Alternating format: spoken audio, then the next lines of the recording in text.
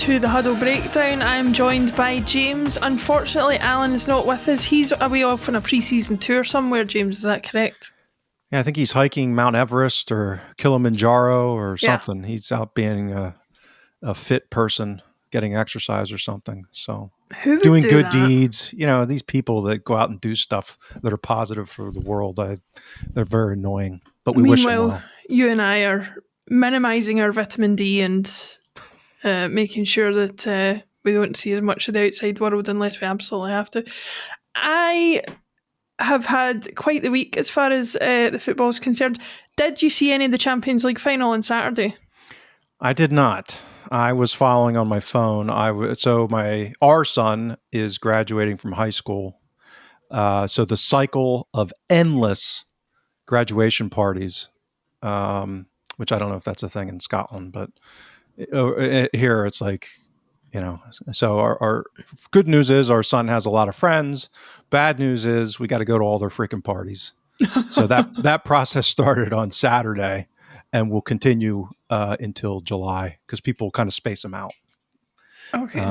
You mean they don't have one big giant? No, that would make sense, wouldn't it, Laura? That I advocated for that because we have a kind of a close knit group of young men that are in our neighborhood that kind of grew up together, and there's 5 of them, and we're like, shouldn't we just do all this together? And you know, there's like a neighborhood park that we could do it at. And my lobbying did not go very far, so shame. Yep. But congratulations. So I did miss it. I missed it. I was watching it on my phone. I saw it didn't take long to look like it wasn't going to be that competitive. It wasn't that competitive, but if you do get a chance to watch some extended highlights or something, it was honestly like watching a different sport. I mean, PSG were just unbelievable, and even the most cynical person who could sit there and say, this has been bankrolled by the Qataris and blah, blah, blah. Ultimately, you can't make a team go out and play the way they played on Saturday night. It was fantastic. And then obviously there's a background story with Luis Enrique and the unfortunate events he's had in his life and the emotion attached to that. So it was fantastic. But I did get to watch both legs of the semifinals and watching them and Barcelona. I mean, that would have been a heck of a final, just stylistically. It would have been likely to just been a complete free-for-all. Kind of like, so this is a segue, the NBA Finals start this week. Mm-hmm. And it's between Oklahoma City Thunder, which is a very small city. Oklahoma City is the smallest market in the NBA. And they play the Indiana Pacers, which is another very small market. Indiana's a hotbed for basketball historically. That's where the movie Hoosiers was set. Mm-hmm. But another very small market. So it speaks to this idea of the difference in sports structures and salary caps and how smaller teams can compete. But anyway, so these two teams play fast break, young, athletic players. And the analog is very similar to what PSG and Barcelona. One looks like it's strategic. That's how PSG decided to go down. Barcelona has been mandated, kind of forced into it because of their financial issues and having to tap their academy. But it's interesting how you have these really exciting, young, dynamic, teams that are starting to kind of take over a little bit. And I'm going to watch the game back at some point, but I've seen the highlights of the goals. That's about it. Yeah, I mean, it's crazy how athletic they are. It was crazy, and like Vitinha, who not so long ago was playing for Wolves, is now like prime Iniesta in the middle of the park for PSG. It's crazy. Speaking of Barcelona, if Lamine Yamal's dad happens to be listening to this, because he's apparently been posting all over Instagram in Celtic shirts and Celtic tracksuits, if your son ever wanted to leave Barcelona, I'm sure we would take him. Maybe only on a free. He'd have to get Nicholas Kuhn out of the team, obviously, and James Forrest. Yeah. So. Well, I think they just locked him up, I think, until he's 23 years old. So we'll have to wait till then, at least, until he's Isn't that crazy? That's a long-term contract for him. Yep. Until he's 23. I'm like... He might earn a pretty good living in his total career. I'm pretty sure he will. But let's get on to things a little bit closer to home and to Celtic, or not to Celtic actually. Before we do that, let's talk about even closer to home, the Huddle Breakdown. We did impress upon the viewers and listeners last week that the season may be over for Celtic and they may be on their hollybobs to wherever they go. I think they all go to Ibiza these days, but not so for us. What can the listeners and viewers expect from us at Huddle Breakdown this summer?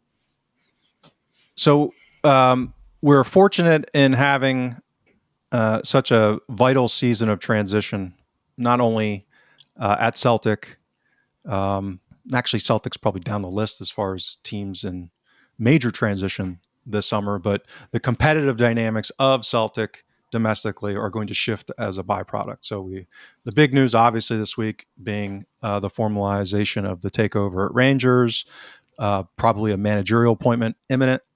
You have the Bloom investment in Hearts and them already hitting the ground running on their transfer window.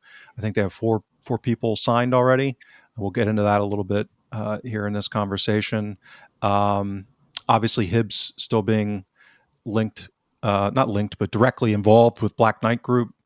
And then a second season of the Tulane regime at Aberdeen. So there's just a lot going on, kind of like tectonic plates shifting. Like this to me is like an earthquake of potential competitive rebalancing going on. And it lends itself to what we do. We like to think that we do best of our own volition here. There's relatively within our own little world. What we do best is analyzing stuff. I'm not saying it's good quality overall, but relative to the other crap that we do, that's what we try to thrive at. So it just lends itself to our skill set, and we're going to do a lot of content looking at all of these questions, all of the risks, all of the potential upsides. This should just be a rich environment for the whole summer, along with all the normal stuff, transfer window gossip and rumors and ins and outs and all that fun stuff. Excellent. Some of that we will touch on today, but obviously it'll go more detail over the summer. If you want full access to everything that we provide, obviously this podcast that we do earlier in the week will remain free to listen to and free to view. We have the longer podcast with Martin later on in the week, which you can get if you subscribe at huddlebreakdown.com, which also includes access to Alan and James's longer written pieces, and you'll have access to the full archive there as well if you want to go back and read up on that, because I'm sure a lot of folk listening to and reading what we put out will be doing so hopefully by a pool at some point over the next few weeks. And it's entertaining stuff. Substack, which is where we house our subscription writing and video, has this live video functionality that we haven't really tested yet. So I've considered creating a segment called Poolside Panenka. That I'll do a little thing, but I don't know. We'll see. I don't know. I'm still dilly-dallying. Maybe I'll try it later this week. But who knows? Yeah.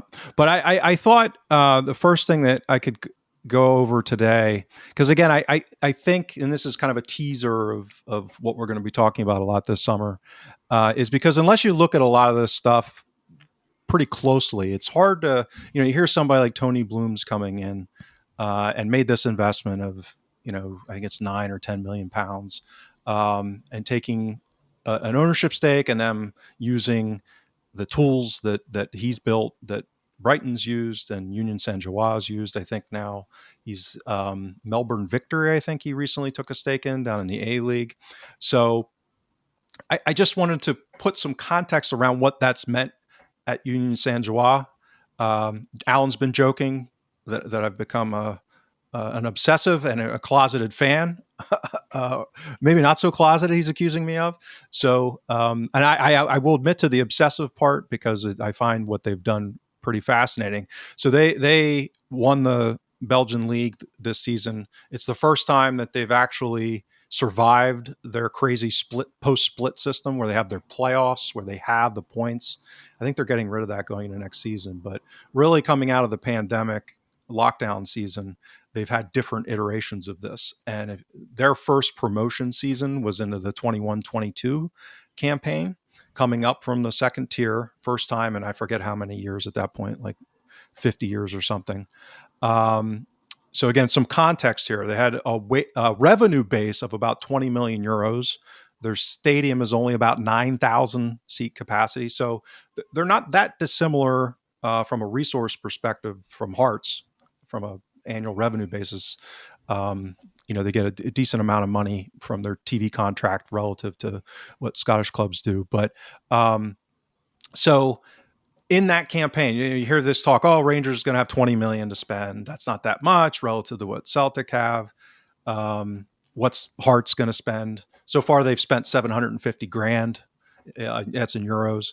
That's not a lot of money. Well, this was the first window for Union Saint-Gilloise. They had 7 loans. 3 of them were from Brighton. One of them was this guy named Matoma, you may have heard of. Oh, yes. Right? They had 4 free transfers, and they purchased 1 player for 1.16 million euros. And through 30 games prior to the split, they were winning the league.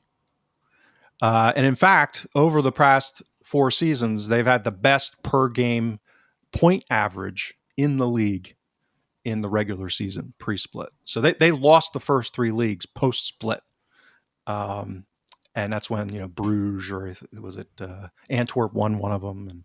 And so, this gives you an idea that they're operating on a budget they were on a budget smaller than Hearts, and they came in and were better than Club Bruges, who's kind of analogous to Celtic in that sense, meaning that at that point they'd already become kind of regular Champions League participants, or at least, decent level Europa League participant in the off season that they didn't win. So that gives you an idea that they didn't have to throw a lot of money at it, and they made a lot of changes. I mean, that's 12 players, and went from second division to, legitimately contending for the league.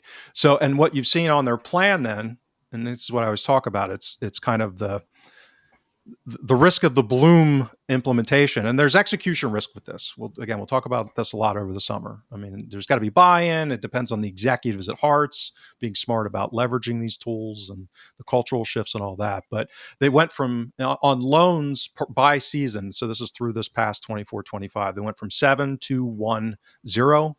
Free transfers have been pretty consistent at 4, 3, 3, 3. And then they went from that 1 player at 1 million euros to 4 at 7, just total. 4 players at 7.48, 8 players for 16.6, and 8 players for 18.8. And this is the last thing I'll say, is this past summer, they signed 3 strikers for a total of 6.4 million euros. That compares to the 1 striker that Celtic signed for, at least this transfer market says 9.9 million euros. They aggregate, those 3 strikers played 9,133 minutes, scored 53 goals, had 12 assists, and our friend Adam Ida scored 20 goals in 2,602 minutes. This goes back to the power, and I'm not applying this. This is definitely, I call him the purple unicorn.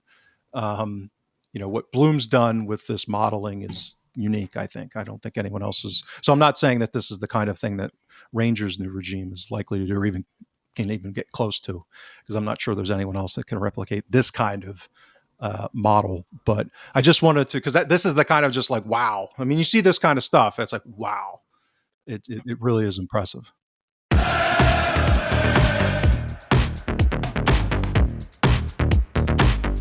The thing that I rankle or struggle with about doing comparisons of this nature is the fact that, it's a different league and all that kind of thing.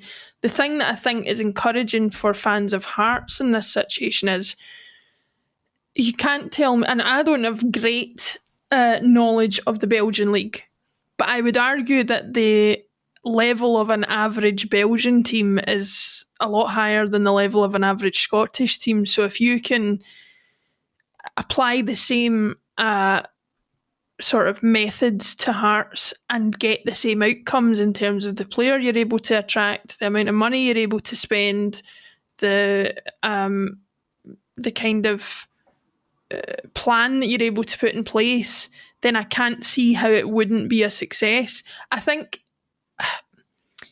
it's difficult because there's no way that Tony Bloom can know inside out the Scottish football market, but he probably wouldn't have known the Belgian market inside out either, and he's still managed to apply a successful sort of method to get into USG up to the top of the league. And it's all right in hindsight for people to say, oh, well, they had this in place or they had that in place.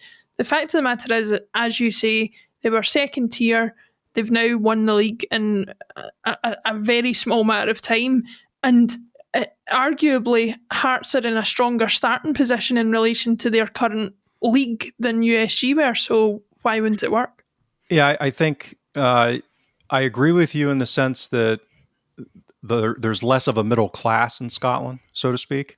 So there's less clubs for them to hop over than what USG had. So, if you standard, good size historic clubs like Standard Liège and Anderlecht and even, Antwerp and the G's, the Genk and Ghent, all those clubs are kind of in that middle class range. And all of those swap in and out of the Champions League places pretty regularly, I would say. Throughout Europe, yeah. Now with Europa and the Conference League, yeah. So they're kind of, that's their goofy system. They actually have a Conference League playoff tier, I think that was, but anyway, so to have a playoff to qualify for that. But the other part of this is that now this has changed a little bit because of how much they've started to disconnect financially. But back when USG came up, Bruges hadn't quite disconnected yet, so they weren't quite the financial powerhouse that they are now. They were well run. Their player trading had really started to kick in, but this is will be 5 seasons. This will be the 5th season coming up, detached from that. So I would argue Celtic are in a more dominant financial position now than what Club Bruges were, relative to having the resources to, head off. I'm talking theoretically. I'm not saying this is going to happen, but theoretically have the financial resources to address any kind of competitive issues that could emerge. But yeah, and they don't have, they don't have a Rangers in that league either. Meaning that, Celtic and Rangers, both from a resource perspective, are higher than where Bruges was at that point in 21-22. So the dynamics are a little different. But if you look at who they've already signed, Kabangu, who, when he was actually playing striker, was doing really well, and then for some reason, their former manager decided to put him out wide a lot. And then, it looks to me, to your point, it looks like they're going to optimize a Derek McInnes style of play, which is big, physical, and fast. So the guys they've signed so far, they may not be the best footballers technically, but geez, these dudes are big and they're very strong looking. Well, see if they're going to do that. Who's your man from Ross County that they signed? Oh God, I can't remember his name. It's a really skillful wee player. Oh, anyway. It starts with a D. Yeah. He was on the outs most of the season anyway. Yeah. I mean, Danda. Danda. I mean, I would take a punt on him for us. Maybe it would work. I see by your face you don't agree. But I mean, he's the kind of guy on a free for depth. If we were scrounging, he'd be one of the small number that I think even theoretically, I worry about his decision making. I'm not sure. He's kind of like Armstrong from Kilmarnock. He's got a lot of the physical tools, but not sure there's much going on decision wise between the old ears. But, but yeah. So it's they're already. I mean, like I said, they've signed 4 people, 2 frees, 2 in total of 750 grand in euros. So they're already that following that path. It looked like that. It looks very familiar to what. Union Saint-Gilloise. But I don't think they're going to apply the same model because it's a different situation. And the other this goes back to execution. It wasn't just Bloom as dictator that deployed this. He had direct involvement in the hiring, but they've had very smart operators in Belgium at that club that have deployed the strategy, had buy-in. So we don't know if those type of people or level of people are going to be doing this at Hearts. I have no way of knowing. The only thing I can tell is that the CEO has seemed to be completely on board with his public comments since, I think, December. So the buy-in seems to be there. I've been a little surprised that McInnes has bought in so fast, but to his credit, if he sticks to it, the gold goose is laying eggs, so hopefully he might be smart enough to pick them up. I think talking about people not putting much thought into things, I think if you're Derek McInnes, you just see an owner who's willing to spend money and update and improve your squad. And if they're willing to do it, like you say, on the basis of the way you like to play football, then that's got to be tempting for a manager. Plus, the quiet part you shouldn't say out loud is it wasn't going great for him at Kilmarnock anyway. So he was probably looking for to jump ship. Well, and you can go look at the contracts that managers have gotten when they left Brighton and left Union Saint-Gilloise. I think one of the early managers went on to. I don't think he made it long, but he had a nice garden leave once he got fired from Anderlecht. So not such a bad career move, probably, even if he spends a couple of years. And if they do well, then that could be a springboard for him to get a payday down south or, that kind of thing. One never knows, right? So that the optionality for his career in buying in is probably a pretty good decision as well. So credit to him for if he swallows the ego a little bit and does buy in. So that's the kind of stuff we're gonna cover a lot more in depth. Derek McInnes swallowing the ego. Oh, jeez. Well, so I've done this whole recruitment player benchmarking exercise where I do a form of statistical analysis in my own kind of modeling to do all Celtic signings, a lot of the rumored ones that are credibly rumored, as I say. I joke, if Stephen McGowan level of journalist reports it, then okay, I'm not going to do every clickbait site rumor, but once it's reached a reasonably credible level, I usually go through the exercise. And it really, what I'm looking for is relative strengths and weaknesses and potential fit for the role that seems likely that they would play at Celtic. At the end of each window, I've also started doing it as of last season for Rangers signings. Again, through the idea of what's the competitive landscape. Credibly, Rangers were really the only, threat to the league in the last couple of seasons. I think, and again, just because of the interest with what's going on with Hearts now, I'll probably do most, if not all, of Hearts signings as well. So again, that's the kind of stuff that we'll cover. And look at the context as far as how these things are all evolving, and most importantly, what it might mean relative to Celtic.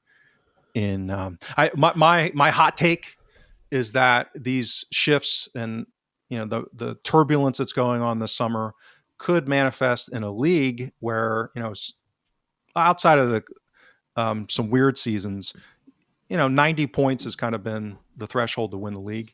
Once you get up above 90, it gets tough for a second team. I wouldn't be surprised if we renormalize with new competitive dynamics in the mid 80s or even into the high 70s, somewhere in that range.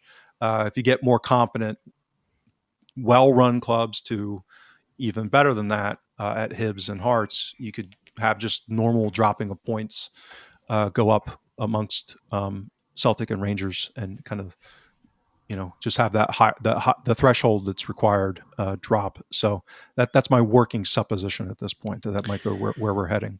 I think that's a fair one. We've got a couple of listener questions which we will get to, one of which you've covered an awful lot of there, but we will still ask the question and see if there's anything else to cover. But before we do that, at the time of recording, we are recording on Tuesday the 3rd of June. Today's news has been all about the potential appointment of Russell Martin as Rangers manager. Now, I've seen online a bit of discourse and a lot of Rangers supporters do not appear to be overly enthused by it. Perhaps because it's not the most glamorous of names. That is a charitable characterization, Laura. Yeah, well, I'm nothing if not charitable. Uncharacteristically understated for you. Yeah, well, you know, it's early in the summer. We will get to frustration levels. Speaking of hot takes, I shared a hot take of mine with you guys about Brendan Rodgers and what I think he might do later in the summer if the signings don't come in. But we'll save that for later in the summer. We'll see how the transfer window goes. But yeah, Russell Martin's been attached with the vacant seat at Ibrox. I think perhaps that if he had been, I'm about to use a football cliches thing here, but if his name had been Roberto Martinho, then maybe there would have been more excitement about it. I know that he didn't do all that great at Southampton. He's very dogmatic about his approach to how to play football, but I have to admit, from what I saw in the Championship anyway of the Southampton team he managed, I thought it was a pretty attractive way of playing football, and I personally think that although it might not be their preferred option, I don't think it would be a bad appointment for Rangers. What do you think? Yeah, so I think that this is a symptom of the broader realignment of football as an industry, as a sport, as you get these clubs transitioning towards the brain of the institution being a director of football model, and them kind of setting strategic direction and then hiring head coaches. We talked about this a little bit before we went live. You know, as crazy as it seemed when Bayern Munich hired what was his name? Company, yeah. Company. I almost said compare, almost a Freudian slip. Once they signed Company from Burnley, again, off of like a horrific promotion and then right back down campaign, being a naive manager, playing a way that you have to be a moron if you're a newly promoted club with not good enough players. Why would you play a possession-based attacking style and then get absolutely hammered? So people were like, what the hell's going on here? Why would they hire this guy? And it's because he plays away his style. He's a devotee. His way of playing aligns with the strategic nature of the club that wanted to hire him. So I think the more interesting part of this hire is that I think it's an explicit strategic decision amongst the new ownership group, which again doesn't surprise much if you look at how Leeds has been run, is to play a more possession-based, dare I say it, Braj ball / Ange ball adjacent style of play, because that's what works to accumulate more points domestically in Scottish football. And we're going to go over this a lot more on future shows, but I'm going to do more of a deep dive on Russell. But he looks to me to be a little bit tilted more towards Ange than what the current version of Rodgers is. Meaning very, very almost hyper possession, but also very aggressive on rotations. That's one of the things I think Rodgers became a little more pragmatic relative to Ange ball, was having a little bit more solidity in midfield and transition. So we didn't get caught with the crazy overloads as much, where you got too many people and you have that parking lot of space, that vintage parking lot of space that the Tottenham support became familiar with the last couple of seasons in transitions. Well, I think that's something that Southampton suffered in particular in their his short tenure in the Premier League, but it was also a relative issue in the Championship. So I think that's the issue in Scotland is that the resources are so, and the quality of player is so disparate, is that the teams can't really capitalize on those transition opportunities. So the ball gets turned over and the overloads are there and there's a parking lot of space. And then the opposition doesn't do enough to get to the point of a good chance. So I was actually I was surprised my analysis was poor is another way of putting it, with how Ange's style of play would translate to Scottish football. I thought the hyper aggressiveness would be a relative weakness, and it actually, because it suffocated the opposition so much and they weren't able to capitalize it. I mean, that's what Ange ball was. But then it also manifested in Europe, kind of like what Tottenham has had in the English Premier League over his tenure, which is, unless things go really well, you don't have injuries, and you can keep that level with your best players. You know something about those injuries, though? I have, I'm going off on a bit of a tangent here, but I have a little bit less sympathy for Ange and the whole injury discussion than I used to, because, as you say, there was parking lots of space behind his defensive line a lot of times, and it's a very different story doing it as Celtic manager, where you're playing against teams who, like you say, can't take advantage of that transition, and playing against a Mo Salah or Erling Haaland or somebody like that. Even Chelsea, for God's sakes. Yeah. And basically busting the hamstrings of your centre halves left, right and centre because you're determined to play this high line. I could talk about Ange to the cows come home. I love the guy, but my God, he frustrates me at times as well.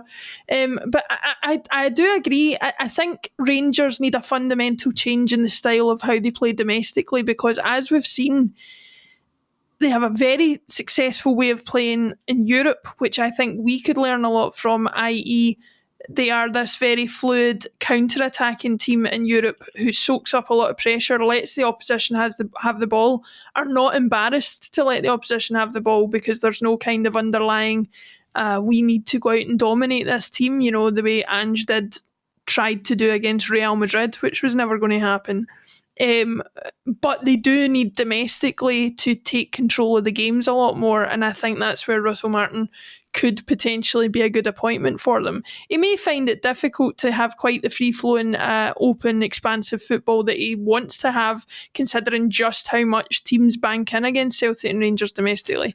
But I still think this potential switch-up in the way they play, whether it will make use of the players they've got or not, what time will tell. But I do think it's a legitimate way to kind of try and freshen things up for them. Well, my biggest annoyance is it's almost like a name androgyny. He's got both of his names are first names and last names. So I'm never going to keep it straight. I'm going to call him Martin sometimes. I'm going to call him Russell sometimes. I'm never going to keep it straight. I'm a simpleton that way. So I find that very annoying. But yeah, I think the competitive dynamics are going to shift. So obviously the Rangers had a lot of success in the derbies this past season, not playing that way, and playing more like they have in Europe, more counterattacking and defensive rigidity. And then, but the cost benefit of this is how to potentially win the league and increase their odds of that. So it'll be interesting if he evolves, because again, he's a relatively young manager. He's had, I think, like 6 months of garden leave or whatever it is. So who knows what he'll have, and because the guy at Fark at Leeds isn't as what I'll call ideological. Like their style of play is directionally similar, but not, kind of like what Rodgers is, a cousin of Ange ball, but not as extreme. I think the guy at Leeds is similarly relative to how Russell Martin has played his teams. And again, so could he tweak? Will he become a little bit less rigid when he ends up in Europe against much bigger resource clubs? That'll be part of the things that they've got to struggle with. But yeah, as far as from a Celtic perspective, it really is, if he is in fact, and it looks like to me as far as when we went through recording, it looks like it's all but done, is all but formalized and announced publicly, is it's going to be a major shift, kind of like when the Ange transition from Lennon. This is a very different. I think that's the only kind of positive I can see in it for us in the initial stages, is if it's going to take him a long time to get the team to switch their style of play, then maybe we can take advantage and run away slightly into the distance in the early stages of the season.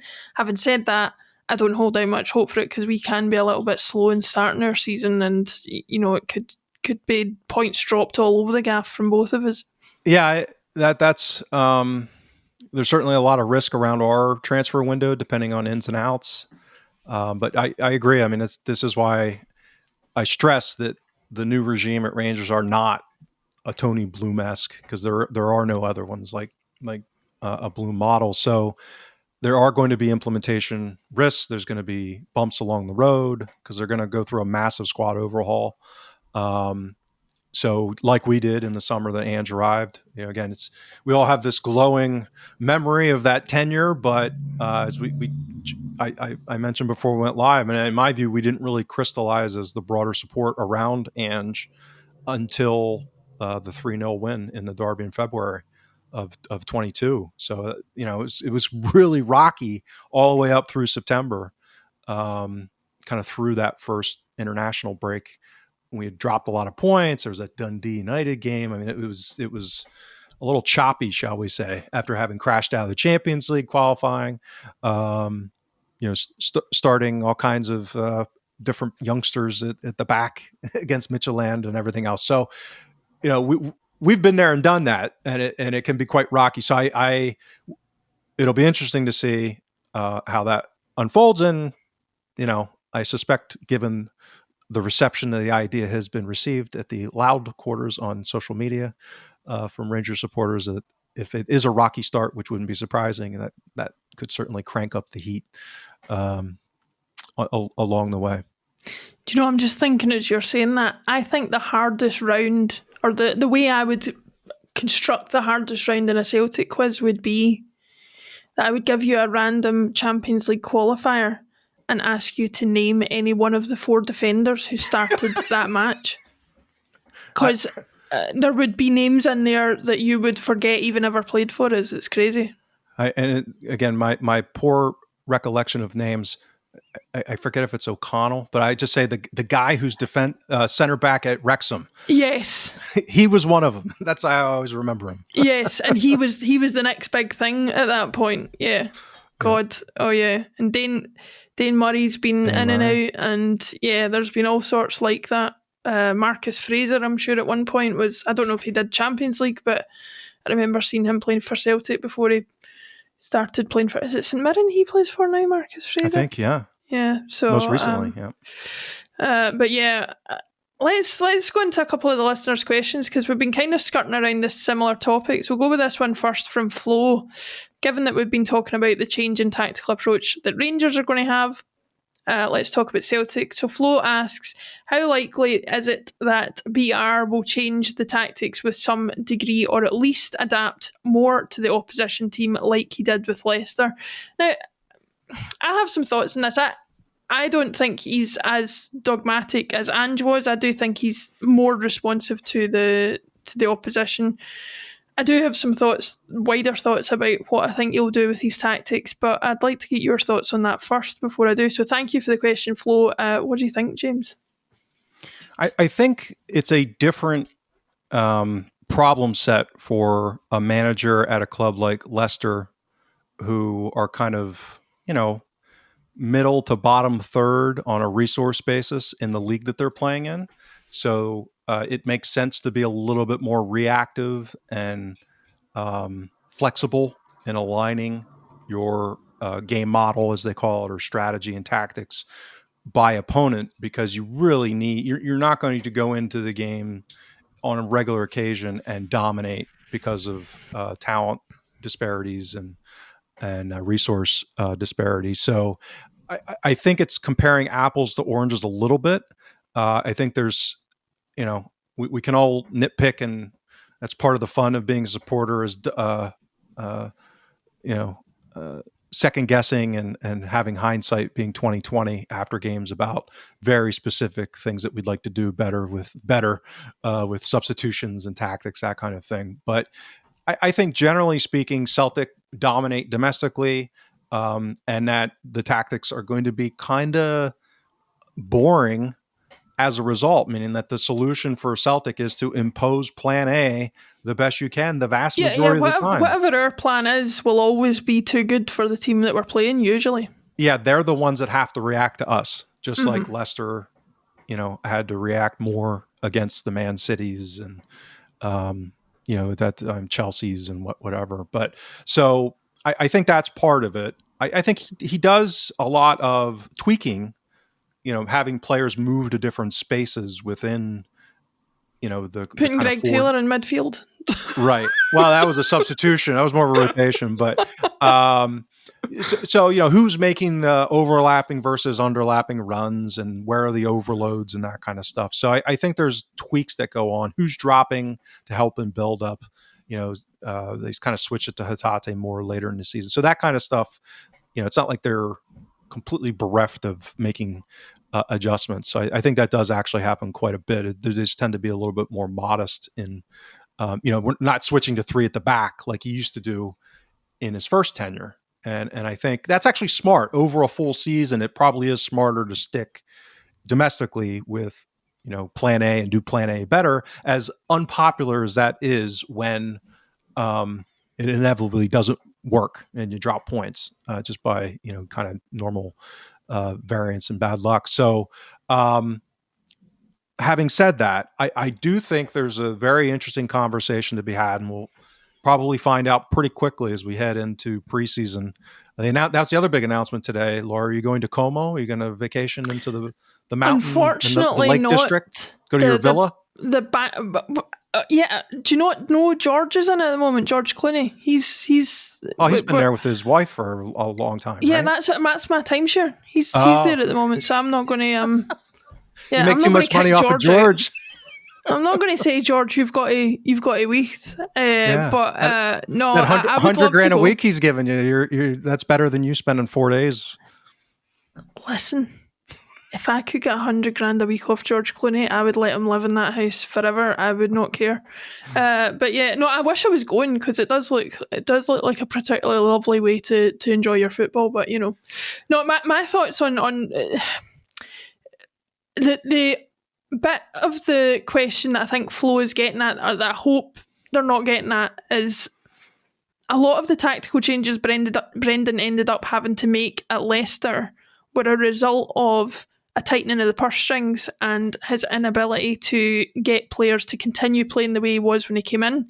Because obviously he had the tail end of that title winning side, some of which were still there and able to play a much more fast flowing attacking sort of football that he probably would have preferred to play. But as time went on, he wasn't able to replace those players with like for likes. He wasn't able to improve the quality of those players, and therefore he was more restricted in what he could do. I hope that that's not the road he's going down at Celtic, that he's going to end up having to change the way he plays because the quality of players that he's having to either sell or bring in are of a reduced quality. Well, and I think I agree with that. That's a concern. I mean, hopefully it shouldn't be austerity driven. It would be due to poor recruitment, as opposed to having to tighten the purse strings. I mean, that would be some news. I don't know. I mean, geez, can't imagine. Not this season anyway. I mean, that would be extraordinary. But again, this goes back to thinking about the timeline of a player like Engels and how there was experimentation. I mean, we talked about it on the show for months, which is, in fairness to Engels, it was like he's new team, new country, new style of play that he wasn't really familiar with. Oh, and by the way, they've been moving him around in roles, not only positionally, but what he was doing within the position. He's almost never played the way he played at Augsburg. Oh, I that's true. 100%. And I think that was part of the issue with the recruitment framework in signing a player that hasn't really displayed the ability to play the way that we do.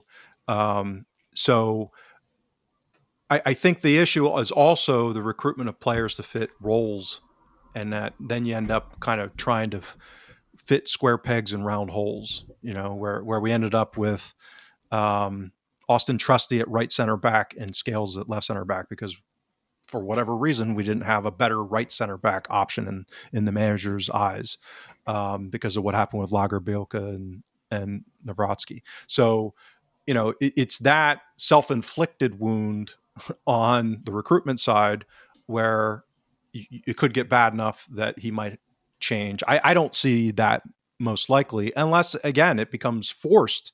If the opposite, this is why we're so focused on what's going on at opponents, is because Rangers have been run so shambolically the last couple of seasons that they just haven't been enough to muster much of a legit threat when Celtic are doing okay. Like we went through that injury plague in the first half of last season that kind of opened a window of opportunity for them. But I think the big question that we'll find out when you're texting your tenant in Como is, are we going to switch to 4-2-3-1? That to me is the big question. Is there a decision to kind of change a little bit from primary 4-3-3 to primary 4-2-3-1 in recognition of Callum McGregor's aging? And is he nicely put? Yeah. Well, at a European level, can we function in a 4-3-3 as him being the single pivot and being the primary defensive midfielder in transition, in particular, against higher level opposition? I think I'm not making the case pro or con at this point. I'm trying to theorize whether or not that's something that Rodgers identifies and says, oh, by the way, the midfielders that we did sign might suit that second pivot role better than an attacking 8 in a 4-3-3. So let me kill two birds with one stone here, kind of thing, which is I'd rather have Engels next to McGregor in a 2 than as an attacking 8, that kind of thing. Now, I'm not, like I said, that setup wouldn't be my preference given the personnel available. But I could see the decision-making process leading to that. So I think that's to Flo's point. I think there could be a major shift, because that would be a major shift going back to a 4-2-3-1, which he played a lot in his first tenure. I mean, which again made sense for different reasons with Brown's profile as a midfielder.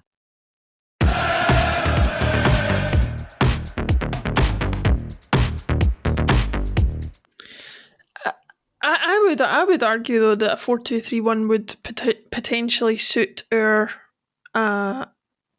squad better in terms of the personnel that we have. It's what I'm playing on Football Manager at the moment in my Celtic save. How you're dominating? Yeah. Oh my God! I got over 100 points in my first season. Well, and Napoli came in and took Engels off me for 20 million. So if that happens this summer, I would take it.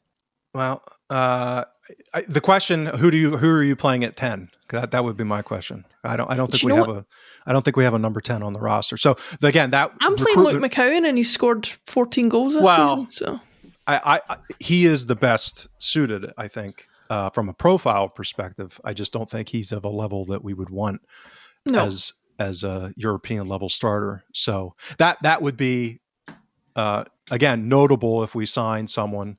I forget the guy's name, Wakasa or something, the guy at Antwerp who plays on the wing. That we've been talked a lot of rumors before he had his major injury earlier in the season that we had been in for him prior to the injury. I've been following him, and Antwerp's actually been playing him a lot as a 10.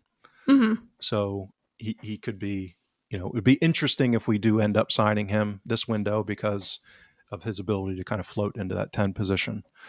So I think that could be another clue. So to long-winded way of answering Flo's question is I suspect we're not going to see a lot of game-to-game shifts as a kind of where he's at in his career. And I think smartly in recognizing that probably isn't the smartest way to go at Celtic domestically. But we might get a big shift on a relative basis because of how kind of uniform we've been with 4-3-3 since Ange's arrival. Yeah, Flo is spelled Flo. I'm just hoping it's not Tori Andre Flo who's listening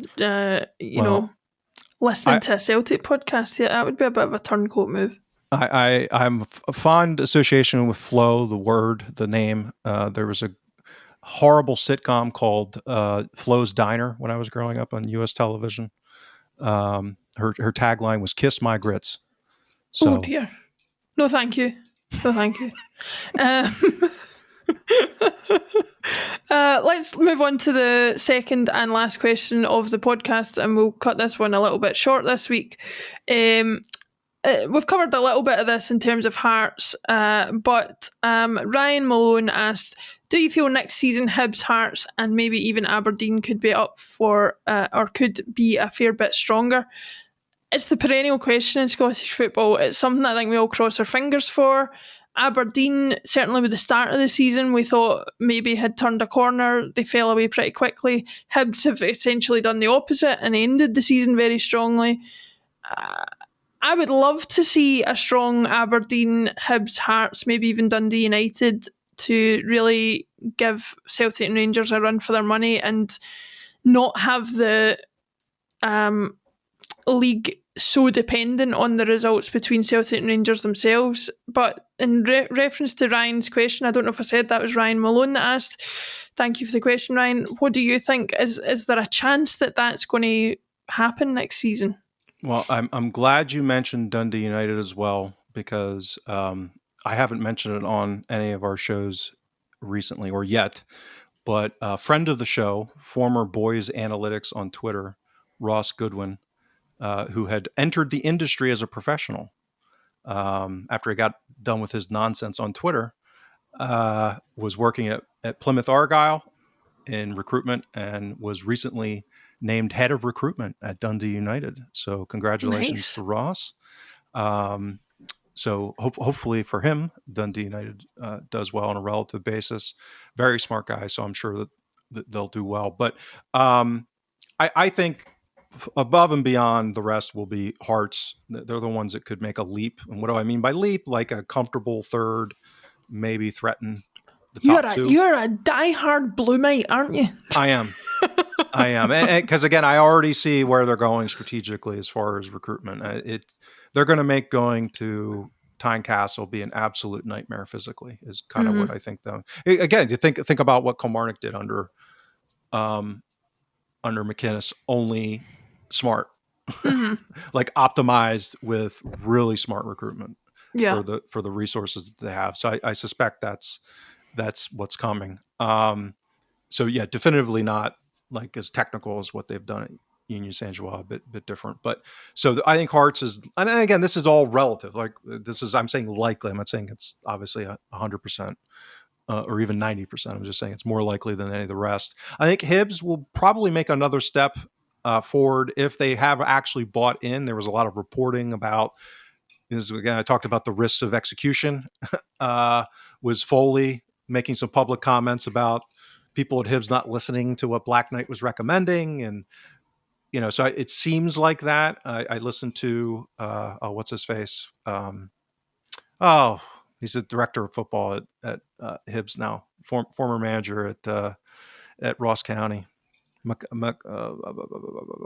can't help you with that one. There we go. My name. You know the name as soon as if we were saying. But I listened to him on Graham Spears' podcast, an interview talking about how they're collaborating and what they're doing. Again, it makes it sound like they're on board now. So everyone's rowing in the same direction. They're taking the resources available. Again, Black Knight's doing terrific things at Bournemouth. And I think they appear to be very smart and well run, but I don't think they're at that Bloom level. They're different animals. So I think, assuming that is the case, you'll continue to see smart recruitment improvement at Hibs. So I think they will continue directionally getting better. Probably not level set the way that Hearts might. Aberdeen, I think, is the big wild card. I think they have the most to prove. Here's a question to kind of set this conversation. They've essentially got the same problem on a smaller scale that Tottenham have with Ange, in that after a relatively poor, certainly second half of the season, they've ended up winning a trophy. It will change the attitude of some people as to whether to keep the manager or not. Where do you stand on that in general, and how do you think it applies to Aberdeen? Yeah, I think, generally speaking, I think it makes sense to stick with the manager as long as kind of the human capital part of it you judge as being done well, meaning that they still have the locker room. If there's a consensus amongst the senior pros, for in particular, and the ones that aren't, me first jerk offs. Your senior pros that are club people, good people, good professionals. If they still have buy-in and are really playing hard, and they have the same directional, philosophical alignment with the club, then I don't think it makes sense to change. Because why are you doing it? If you think that they're a good coach and they still have good buy-in. Now, if you want to make a strategic shift, that's different. So I think in both cases, I think Tottenham, it looks like they're going to fire Ange. That was the news I saw, at least rumored reporting early this week. He's a volatile manager. If you look at his track record, the way he plays is going to be pretty volatile, even season to season when he was in Japan. So he won a league there, but he also, his first season, they almost got relegated. Right. So there's some built-in volatility there, just because of how his style of play is. So if they didn't fire him, I could see them competing for top 4 next season. That wouldn't surprise me at all. So I think that's, not smart. I say if I was Aberdeen, I would give Tallinn another season, and see if they can get a little bit better on the recruitment side. And that's where the reason why I say Aberdeen has to prove it is that I'm not sure that the differentiator between the other 3, bigger clubs in Scotland now is that the brain is no longer the manager. The brain is now Black Knight, Bloom, and Lead, the 49ers group. And when I say the brain, they've hired Thelwell, but he's a director of football. He's got a track record. He's worked at Red Bull, so he Everton. So he's got some bona fides in performing that role, and it's not just some manager from Sweden, right? Mm-hmm. So if the main brain of recruitment is Tallinn, then that's just not going to be competitive against these other clubs. In what is the most important job of a football club in putting on a competitive team on the pitch, which is the quality of the players that you have. It's so fundamental. And that improving that and how those puzzles are put together in a cohesive strategy and in team play relative to the game model is where, these smarter run clubs and groups now that are involved in Scotland are making their strides. So Aberdeen are distant until they prove otherwise. I don't know who the brain is there in recruitment that's going to, I think they've done some decent scouting and that kind of thing, but decent scouting once in a while is not going to cut it against Black Knight, Bloom, and even, the people that Rangers seem to be putting together. Yeah, we shall see. Like I say, it's the perennial question in Scottish football about whether these bigger teams in the league are going to finally come good, and it's something I would love to see, because although I'm first and foremost a Celtic supporter, I would love a strong, I would love Scottish football to be on the level of a Belgium or a Holland or a Portugal or something like that, where even though there are front runners, big teams, that there's strong enough ones that they are recognisable names in Europe. We don't really have any recognisable names in Europe outside of Celtic and Rangers, and to see Hearts, Hibs, Dundee United, Aberdeen regularly in Europa League or Conference League competition would really, I think, be good for the nation as a whole. But it remains to be seen whether that will happen. James, it's been lovely to join you today. I'm sure we'll be seeing plenty more of each other's faces over the summer. We will be waiting with bated breath on the outcome of any transfer news. I'm sure you'll be putting together reports as soon as players sign on the dotted line. Unfortunately, we both know the history of how Celtic like to do that business, and it may not happen between now and August, but who knows. I'll have a busy August. Indeed you will. Thank you very much everybody for listening, and James, we'll see you later on in the week. I will see you next week, and we will catch you again very, very soon.